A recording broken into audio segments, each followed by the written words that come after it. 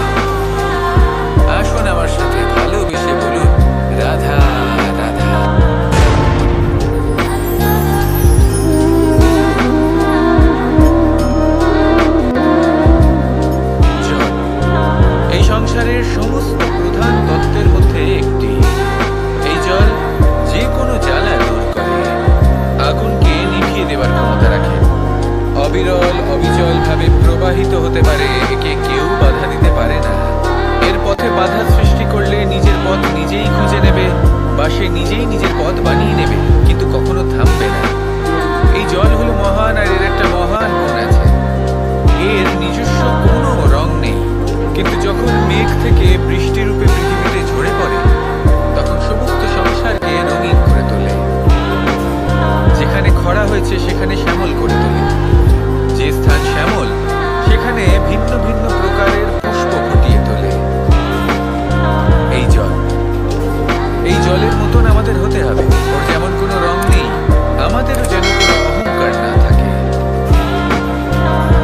শুধু কর্মের এই ধারাতে বইতে থাকুন, এই সংসারের মঙ্গল করতে থাকুন, শ্রেষ্ঠ কর্ম করতে থাকুন। এই সংসারকে এটা বলার কোনো প্রয়োজন নেই যে আপনি কে। আপনি যদি কর্ম করতে থাকেন, তাহলে এই সংসার নিজে থেকেই আপনার মূল্য জানতে পারবে। আর তখন এই মন প্রসন্ন হয়ে বলবে, রাধা রাধা। একদিকে হলো আঙুর, আর অন্যদিকে কিশমিশ। দেখতে গেলে এই দুটোই সবারই খুব প্রিয়। শিশু হোক, যুবক হোক, বা কোনো বৃদ্ধ ব্যক্তিই হোক না কেন। আর দেখতে গেলে এই কিশমিশ, এটা আঙুর থেকেই আসে, তারই অন্য একটি রূপ। কিন্তু কখনো হাটে যান আর গিয়ে জিজ্ঞেস করুন যে এই কিশমিশ আর আঙুর, এই দুইয়ের মধ্যে অধিক মূল্য কার? আপনিও নিশ্চয়ই জানবেন যে কিশমিশের মূল্য আঙুরের থেকে অনেক গুণ বেশি। এবার এরকম কেন হয়? এর পেছনে কি কারণ থাকতে পারে? একদিকে হলো সেই আঙুর যা টাটকা অবস্থায় গাছ থেকে পেড়ে খাওয়া যায়, আর অন্যদিকে হলো কিশমিশ যাকে মাসের পর মাস রোদে ফেলে রাখা হয়। একদিকে আঙুর যা কিনা অত্যন্ত রসালো, আর কিশমিশে কোনো রসই নেই।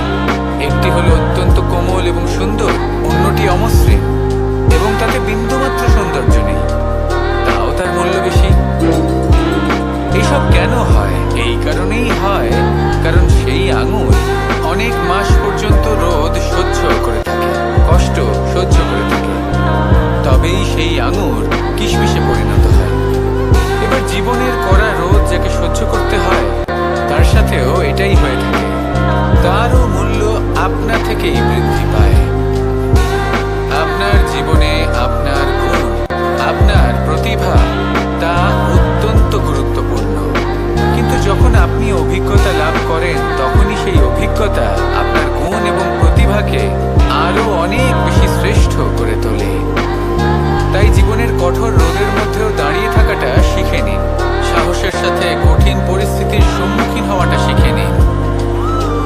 ঠিক এইভাবেই অভিজ্ঞতা লাভ করতে হয়, আর এই অভিজ্ঞতা আপনার মূল্য বৃদ্ধি করতেই থাকবে, করতেই থাকবে। আর তখন এই মন প্রসন্ন হয়ে বলবে, রাধা রাধা। আমাদের সকলের জীবনেই দুই ধরনের ব্যক্তি থাকে, বন্ধু এবং শত্রু। তারা হলেন আমাদের প্রিয় বন্ধু, যারা আমাদের জীবনে সবসময় আমাদের পাশে থাকেন। কখনো কখনো আমরা তাদের জন্য কিছুই করি না, তাও তারা আমাদের আনন্দ প্রদান করেন, ভালোবাসা প্রদান করেন। আর অন্যদিকে থাকে আমাদের শত্রু। দেখতে গেলে যখন আমরা জন্ম নিই, তখন কিন্তু আমাদের কোনো বন্ধু থাকে না, আমাদের কোনো শত্রুও থাকে না। কিন্তু যত ধীরে ধীরে আমরা জীবনে এগোতে থাকি, আমাদের বয়স বাড়তে থাকে, তখন আমাদের বন্ধু আর শত্রু এই দুইয়ের সংখ্যা বাড়তে থাকে। আর সেই সবকিছু নির্ভর করছে আমাদের কথার ওপর এবং আমাদের ব্যবহারের ওপর। এবারে আপনি যদি কোনো ব্যক্তিকে স্বাগত জানান উদার চিত্তে, ভালোবেসে, তাহলে সেই ব্যক্তি আপনার বন্ধু হবেই হবে। কিন্তু যদি আপনি নিজে হাতে কাউকে সামনে অগ্রসর হতে বাধা দেন, বিনা কারণে তার সাথে খারাপ ব্যবহার করেন, তাহলে তার মনে শত্রুতার বোধ অবশ্যই জেগে উঠবে। আর রইল বিষয় কথা, যদি আপনার কথা মধুর হয়, তাহলে সবাইকে আপনি আপন করে নিতে পারবেন। এই কথাই যদি কটু হয়, তাহলে আপনার আপনজনেরাও দূরে চলে যেতে পারে। তাই নিজের কথার উপর সংযম রাখুন এবং নিজের আচরণ উদার করে তুলুন। জীবনে সুখী সুখ থাকবে। আসুন আমার সাথে ভালোবেসে বলুন, রাধা রাধা। এই সংসারে যখনই কোনো সমস্যা আসে, তখন আমরা আমাদের সব থেকে বড় সম্বলের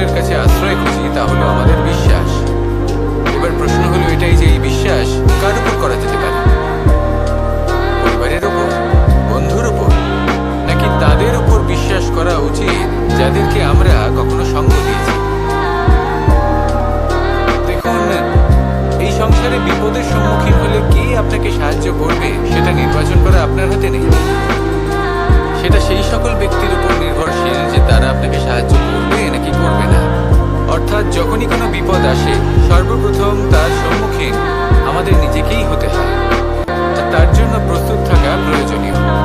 সেই শক্তি, সেই সাহস অর্জন করা প্রয়োজনীয়। দেখুন, যখনই অন্ধকার আসে তখন সবার আগে কে আপনাকে ত্যাগ করে চলে যায়? আপনার নিজেরই ছায়া। এই অন্ধকারের সম্মুখীন হতে হয় অন্তরের প্রদীপের দ্বারা, অন্তরের আত্মা দ্বারা। তবেই আপনি অন্ধকারের ওপর জয়লাভ করতে পারবেন। সেই জন্য যে বিপদই আসুক না কেন, নিজেকে তার জন্য প্রস্তুত রাখা উচিত। সেই সাহস নিয়ে আসুন। এমন কোনো বিপদ নেই যে আপনাকে ভেঙে দিতে পারে। আসুন আমার সাথে ভালোবেসে বলুন, রাধা রাধা। এই সংসারে সব থেকে ভয়ানক এবং গভীর অন্ধকার কোনটা? সেটা যখন মেঘ সূর্যকে ঢেকে দেয় এবং সংসার অন্ধকারাচ্ছন্ন হয়ে ওঠে, নাকি তখন যখন সূর্যাস্তের সময় ঘনিয়ে আসে, সূর্য ঢলে যায় এবং এই সংসারে অন্ধকার ছেয়ে যায়? নাকি সেই অমাবস্যার রাত্রি যখন চতুর্দিকে ঘন অন্ধকার থাকে এবং চন্দ্রমার প্রকাশ কোথাও থাকে না? না, এই সংসারে সব থেকে বেশি ভয়ানক অন্ধকার হলো মানসিকতার অন্ধকার। মানসিকতা খুব গভীর একটা বিষয়। এই মানসিকতাই সত্যের রূপ ধারণ করে এবং আমাদের এই মানসিকতা এবং বিবেকে একটা সূর্য থাকে। যদি আমরা এটা জীবন থেকে বের করে ফেলি, তাহলে নিরাশা, হতাশা, অসফলতা এর এমন এক ঘন অন্ধকারে আমরা ভেসে যাব যে তার থেকে বাইরে বের হওয়া প্রায় অসম্ভব ব্যাপার হয়ে দাঁড়াবে। বড়ই কঠিন হয় সেই সময়। সেই জন্য ইতিবাচক মনোভাব থাকা খুব প্রয়োজনীয়। এটা ভাববেন না যে এটা আমার সাথে কেন হলো, এই সমস্যা কেন এলো, ওই ব্যক্তি আমার সাথে এটা কেন করলেন। এটা ভাবুন যে আমি জীবনে যে পরিস্থিতিতে দাঁড়িয়ে আছি তার থেকে আমি ঠিক কিভাবে বাইরে বেরোতে পারবো। যতই ঘন অন্ধকার থাকুক না কেন, খুব ছোট একটা প্রদীপের প্রকাশ আমাদের পথপ্রদর্শক হয়ে দাঁড়াতে পারে। আর আমাদের জীবনে এই ছোট্ট একটা প্রকাশ হলো আশা।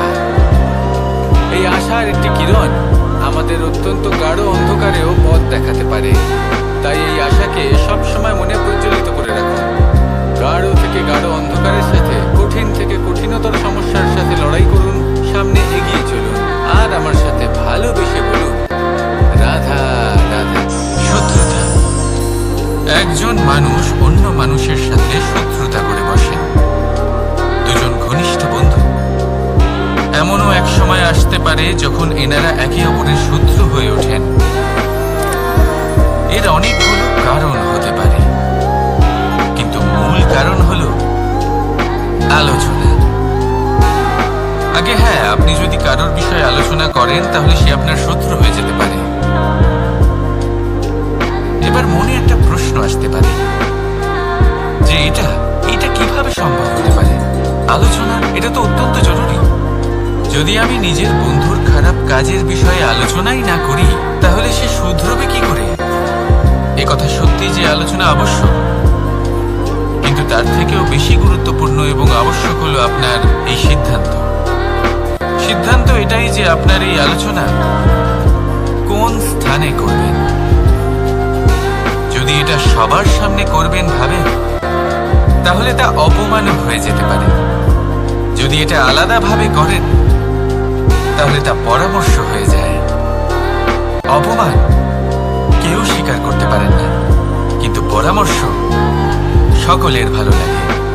তাহলে যদি আপন কারোর জন্য ভালো কিছু চান, কাউকে শুধরে দিতে চান, আর আপনার মনে হয় আলোচনা আবশ্যক, তাহলে সর্বপ্রথম সময়, পরিস্থিতি আর স্থানের কথা মনে রাখবেন। নয়তো এই আলোচনা আপনাকে খুব ভোগাতে পারে। তাহলে আসুন আমার সাথে ভালোবেসে বলুন, রাধা রাধা। আপনার জীবনেও কি সমস্যা রয়েছে? অবশ্যই থাকবে। প্রত্যেকের জীবনেই সমস্যা থাকে। প্রত্যেক মানুষ জিজ্ঞাসাও করেন যে এই সমস্যা আসলে কি আর কেন আসে জীবনে। আপনাকে একটা কথা বলে দিই যে সমস্যা আসলে সেটা নয় যা আপনার পথে বাধা সৃষ্টি করে। সমস্যা হলো সেটাই, যেটা আপনি তখন দেখতে পান যখন আপনার একাগ্রতা আপনার পথ থেকে, আপনার লক্ষ্য থেকে সরে যেতে থাকে। আর এই সমস্যাগুলি দূর করার জন্য, এর সমাধান করার জন্য একটাই পথ আছে। নিজের সমস্ত ভাবনা আরো একবার একাগ্র করুন নিজের পথের দিকে, নিজের লক্ষ্যের দিকে। আপনার সমস্ত ভাবনা যদি কেন্দ্রীভূত হয় নিজের লক্ষ্যে, তাহলে এই সমস্যা দূরে থাকবে। যদি এরকম না হয়, যদি আপনার মন একটু অন্যদিকে চলে যায়, তাহলে এই সমস্ত সমস্যা আবার সামনে চলে আসে আর বাড়তেও থাকে। দেখুন, যেখানে আপনার লক্ষ্য রয়েছে, বান যদি সেখানেই চালাতে হয়, তাহলে দৃষ্টি তো সেদিকেই রাখতে হবে। তবেই তো আপনি সেই লক্ষ্য ভেদ করতে পারবেন। সেই জন্য মনে রাখবেন, সর্বদা লক্ষ্য রাখবেন নিজের পথে, সেই পথেই সামনে এগোতে থাকুন নিজের লক্ষ্যের দিকে। আপনি যত সামনে এগোতে থাকবেন, এই সমস্যা তত পিছিয়ে যাবে। তাহলে আসুন, আমার সাথে ভালোবেসে বলুন, রাধা রাধা। এই পাখিরা সত্যি খুব সুন্দর, আমার খুব ভালো লাগে। আপনি নিশ্চয়ই শুনে থাকবেন যে কিছু পাখির কাছে ডানা অবশ্যই থাকে, কিন্তু উড়তে পারে না। তারা চায় উঁচু আকাশে উড়ে বেড়াতে এবং মেঘেদের সাথে কথা বলতে, করতেই পারে না। এবার এই সংসারেও পাওয়া যায় ঘুড়িও। এদের মধ্যে না জীবন আছে, না প্রাণ আছে, আর না আছে ডানা, কিন্তু এরা আকাশের সাথে কথা বলে, হাওয়ার বেগের সাথে কথা বলে, আনন্দ করে, উৎফুল্ল হয়ে ওঠে। আকাশে জীবনের কিছু মুহূর্ত কাটায়। তার কারণ কি হতে পারে? কারণ হলো সুতো। এই সুতো যদি সঠিক হাতে থাকে, তাহলে এই কাগজের তৈরি ঘুড়িও আকাশের উচ্চতায় উড়ে বেড়াতে পারে। এবার এই সুতো আসলে কি? এই সুতো হলো আসলে ভালোবাসা। এই সুতো হলো আসলে বিশ্বাসের। আর এটা আপনি দিয়ে থাকেন তাদের হাতে যাদের আপনি বিশ্বাস করেন, যাদের আপনি নিজের সর্বস্ব দিয়ে দেন।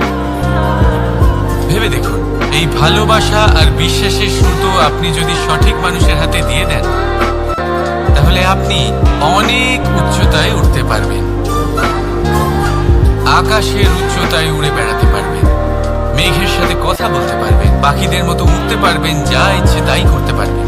শুধু এই মানুষ সঠিক হতে হবে, এমন একজন মানুষ যার মনে আপনার জন্য ভালোবাসা রয়েছে, এমন এক মানুষ যার মনে কোনো স্বার্থ নেই, যিনি পরোপকারী, এমন একজন ব্যক্তি যিনি আপনার অস্তিত্বকে বাইরে নিয়ে আসতে পারবেন, তাকে উজ্জ্বল করে তুলবেন।